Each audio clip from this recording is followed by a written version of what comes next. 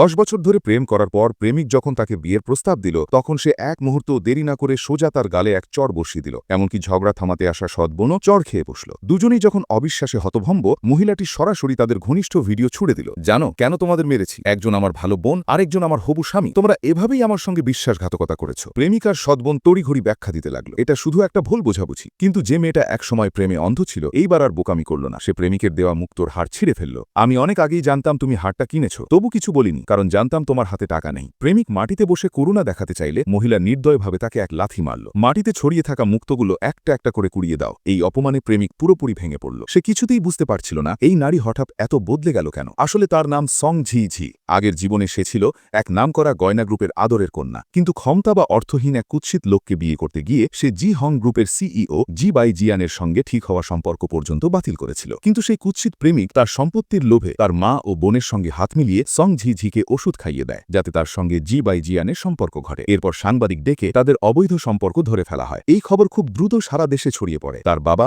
রাগে ও অপমানে সরাসরি হাসপাতালে ভর্তি হন এবং হঠাৎ ব্রেন হেমোরেজে আক্রান্ত হন। ডাক্তার বললেন, আমরা সর্বোচ্চ চেষ্টা করেছি। সং জি ঝি যখন সম্পূর্ণ ভেঙে পড়ে ঠিক তখনই সেই কুৎসিত লোকটি নির্দয়ভাবে তার সঙ্গে সম্পর্ক ছিন্ন করে আর সুযোগ বুঝে তাকে ধাক্কা দিয়ে নদীতে ফেলে দেয়। সং জি ঝির সেখানেই মৃত্যু হয়। কিন্তু অবিশ্বাস্যভাবে চোখ খুলে সে দেখে সে ফিরে এসেছে প্রেমিকের বিয়ের প্রস্তাবের ঠিক 2 ঘন্টা আগের সময়। ক্রোধে ফেটে পড়ে সে শপথ নেয় নিজেরও বাবার জন্য প্রতিশোধ নেবে। ঠিক সেই সময় সৎ বোনের জন্মদিনের পার্টি হচ্ছিল এক হোটেলে। সে ইচ্ছা করে কুৎসিত লোকটিকে দ্বিতীয় তলার জিজুন প্যাভিলিয়নে ডাকল। এরপর সৎ বোনকে বলল, আমি তোমাকে একটা জন্মদিন